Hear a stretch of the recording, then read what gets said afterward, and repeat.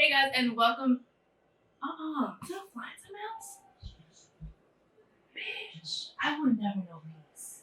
It's like I will never know peace. How the fuck did a fly get in? Ugh. I'm gonna record this video, but I cannot have this fly in here. Oh man. Ugh. It got away. Oh no, it's back. Okay, wait, no.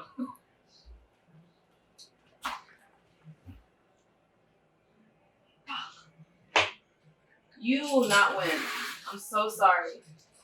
Welcome back to my channel. If you are already subscribed, if you are new here, welcome. My name is Shy. I am a content creator based in LA from New York. But you probably knew I was in LA because if you click on this video, it's because you want to know about how to move from New York to LA or from any state to LA. So in this video, I'm going to cover some main points that I think are important for people to know when they're trying to make a move.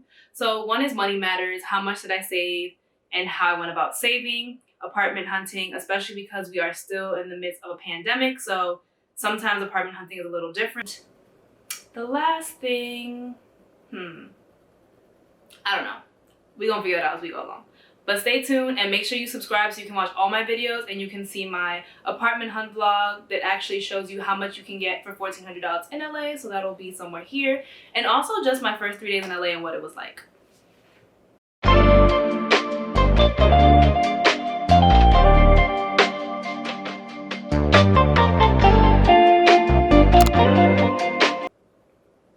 So, I should have never looked down at my phone because I get distracted. Okay, so first things first, money. How did I save? I used two apps. I use Digit and I use Albert. Albert is an app that I use that had a fixed amount of money coming out of my paychecks every week. No, actually my Albert was saving weekly, and then my Digit was saving daily. Now Digit is an app that studies your saving trends and they'll take money out of your account daily, taking into account certain expenses you have coming up, or if your account is too low, they won't take money out. So it does study your spending trends and it won't ever overdraft your account, but Digit gets disrespectful.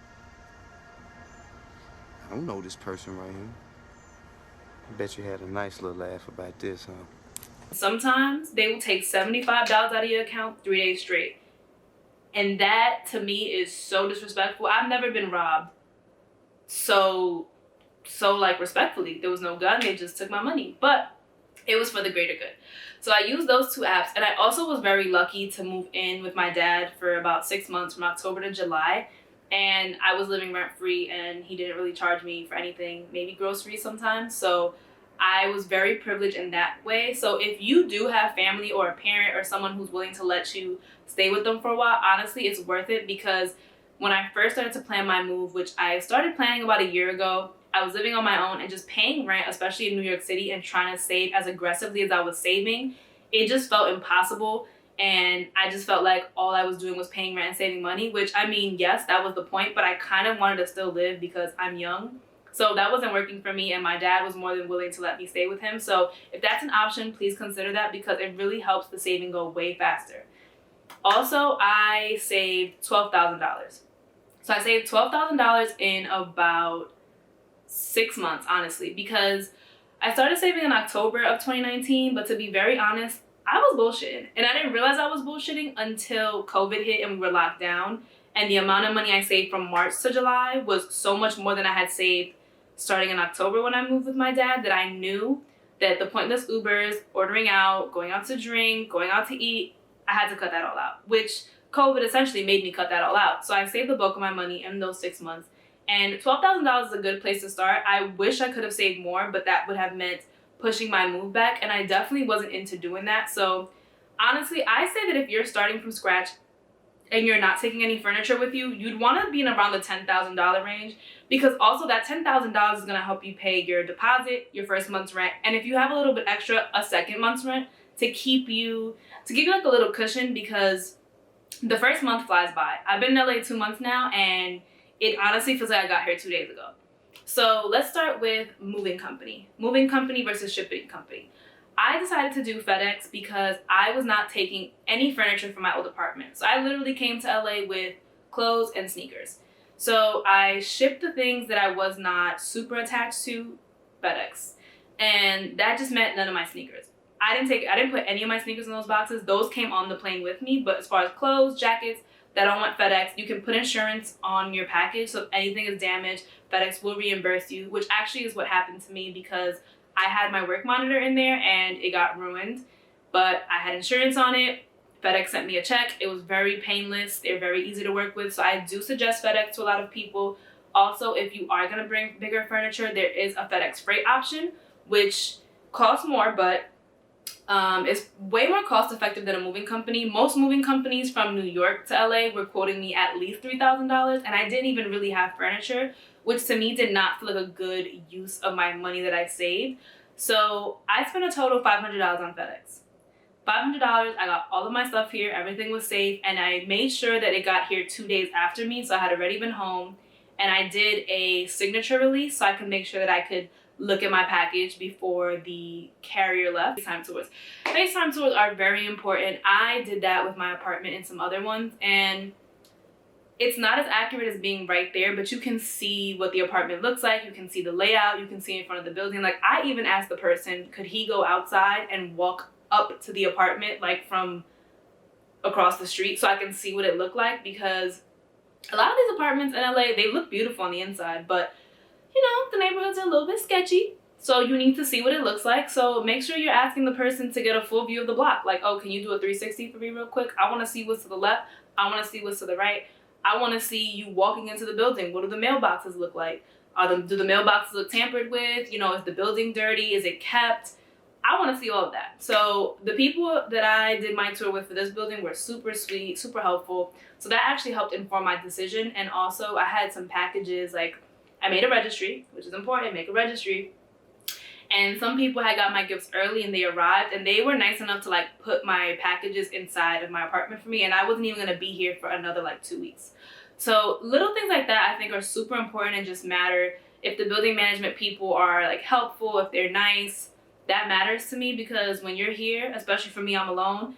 If some shit breaks in here and I call them and those people are like tough, what am I gonna do? It's not like when I lived in New York. My dad's a super. He lived like 15 blocks from me. I was calling my dad for everything. My dad was changing light bulbs in my house. Like, it was serious. So having a helpful management company is very important. So if you are searching during a pandemic, now they are letting people do in-person tours, which is great. You know, wear your mask, be safe, but really look at the neighborhood too. Look at what's around, what's the closest grocery store. Like, really pay attention, especially if you're somebody coming from New York and you don't drive. I have a license, but I don't have a car. So I needed to be in a very walkable area. So when I found an apartment that I liked and the address, I would look up like Trader Joe's, Target, where's the nearest produce market, where's the nearest CVS. Like, I needed things to be in walking distance because I don't want to Uber everywhere. Now, I do Uber most places, and I will say that Uber is more affordable in LA than New York, to me at least. But you just want to be able to walk to places if you can. Like, why not? It's the nicest place ever. Like, it doesn't rain. Just walk. So that's one thing you really want to be conscious of. And then, so we did money matters. We did shipping versus moving company, FaceTime tours. Okay, furnishing. So when I tell you I saved $12,000, this is how my money went. I made sure I had enough money for my deposit, first month's rent, and then I paid a rent a month in advance. Did I? Well, actually, so I started paying my lease early. I didn't move in until July 31st, but the apartment was available from July 15th. And the management company, they were nice, but they weren't willing to hold the apartment for me. And I was fed up. I wanted to move already. I didn't want to push back my date. And I was just like, fuck it. I'm going to pay that rent for that half of July and then just move the 31st. So I paid half of July's rent, August, September, and my deposit from that $12,000. I paid for 2 nights of a hotel for me and my sister because I didn't want to be in an empty apartment with an airbed. I know some people do it until they get their furniture, but since we're in COVID, like, I wanted to minimize the amount of in-person shopping I was doing also. So, like, the idea of going to a mattress store and laying on a bed in the middle of COVID, it just felt very weird to me, so I didn't want that. So I ordered my bed online, and that got here 2 days after me, which was perfect because I spent 2 nights in a hotel. I would come here every day, put together furniture, clean, you know, do whatever I had to do, and then I'd go back to the hotel to sleep. So furnishing the apartment, I furnished my apartment way faster than I advise people to. And that cost me a good $5,000. I think my room, I spent about, I'm like doing a survey of the room right now. So this room cost me like $1,500 total, actually. So it wasn't too bad. My room was simple. And then my living room cost me about $3,500. How many stars on the American flag? Shit, we got 13 colonies, so 13 minus 50. 13 minus 50, goddamn, 47. 47. Yeah. So I spent about $4,000 to $5,000 in furnishing my apartment. So that was another thing. I got, you know, my coffee table. I got dining table, couch. Like I wanted my apartment to be as comfortable as possible because I'm remote through August, so I didn't want to be buying pieces. I just didn't want it. I just did not want. So I furnished my apartment way faster, which was about that $5,000 I was telling you guys about. And then also just like I kind of budgeted fun money. Okay, so my camera overheated again. So apparently I need a new camera. So I should have budgeted new YouTube equipment in my move fund. But yeah, so budget yourself some fun money. I think it's important just so you can see where you're at. And other than that, like you need to pay for everything. Everything. Every single thing. When you come in this house, it's gonna be empty. So you need toilet tissue, Bounty, full grocery list, salt, pepper, like things that just like existed at your parents' house that you didn't even know. You know, a plunger. I didn't know that. I mean, I knew that, but like we just always had one. And I mean, I had one in my old apartment, but I honestly think it used to be my mom's because that was our apartment, and then I started living there, so I don't even know. But yeah, you need to buy everything, so you need to think about that when you're saving money. Like, also, you need to think about sustainability. Like, you know, yes, you saved money and you paid 2 months of your rent, but does your salary cover your rent without that cushion? You know, you don't ever want to put yourself in a position where you're playing catch up. I know some people are more of the like, I'm gonna get there and figure it out as I go. And if that's your style, that's good. I hope that works for you. That doesn't work for me. I need sustainability. So always making sure that you're in your means. Like if you can pay your rent and your bills in one check, you're golden. You good. Even if you're like, oh, I feel broke now, but your rent and your bills are paid and you're gonna get paid again. So it's like, whatever. What else? I'm trying to think what else people wanted to know. So we did money, we did, I really don't remember. So money, oh, and by the way, that $12,000 is gone. I spent that $12,000 in 40 days. I just want to put that out here that when I saved $12,000, it was gone within a month. But that is because I had rent included in there, travel costs for me and my sister, hotel, furnishing my apartment, groceries, and fun. So for $12,000, I did all of that, but also make a registry. I initially did not want to make a registry because it just felt like begging. And I know that's a silly thing to say, but it just felt beggy to me, and I can't. But my sister and my friends were like, yo, you're wildin'. The registries come in clutch because honestly, I was able to like splurge on bigger ticket items that I wanted. Like I got to get the couch I really wanted. I got to get the table I really wanted because I wasn't penny pinching, because people were buying me all of like the smaller things. Like gifts. More gifts. More gifts. Like cutlery, blenders, air fryers. Like my friends and family, they all got me those things. So honestly, I barely had to buy anything for my kitchen because most of that came from gifts. I barely had to buy anything for my bathroom because most of that was gifts. So I was able to focus on like the thoughtful touches that I wanted, which is really important. So make a registry, plan. I say give yourself 6 months to a year. I started planning my move. Well, I mean, I knew I wanted to move to LA for years, but like seriously planning and taking the steps about a year. And then 6 months of that year was intense saving. And try to build a community. I think that's really important. I was very lucky because 2 of my college friends already live here, and then also my job has an office out here, so I've been able to reach out to people through our employee resource groups and just meet like really random people who worked at my company who I now hang out with on the regular. Like they're super cool, they're nice people. So try to build a community because it can get lonely living so far away from home. Like I was in New York my whole life. All my friends are there, my family, everything of mine is in New York, and I've been trying really hard to not want to fly home. So I haven't been home since July. It is now October 4th. And I haven't been home yet. And I haven't really been super homesick because I've been building that community. And I've been trying new things. That's another thing. Commit to trying new shit, because if you are like one of those people who's like, well, we did it like this in New York, you're gonna hate it. Hated it. Sorry. Like, you're not an outdoorsy person? Sorry, babe, you better get to Runyon. Go hike.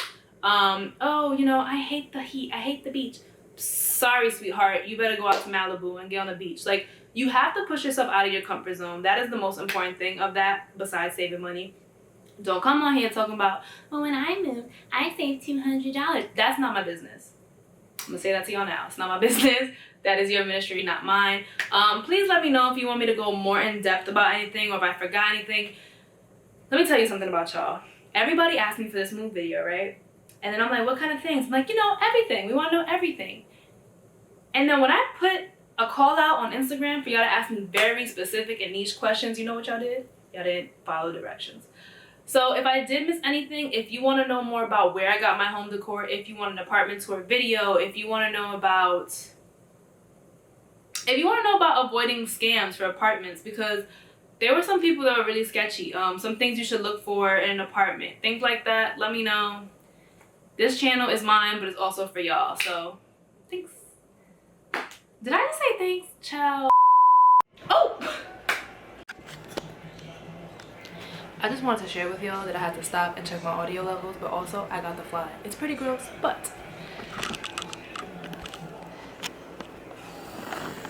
I will know peace around this.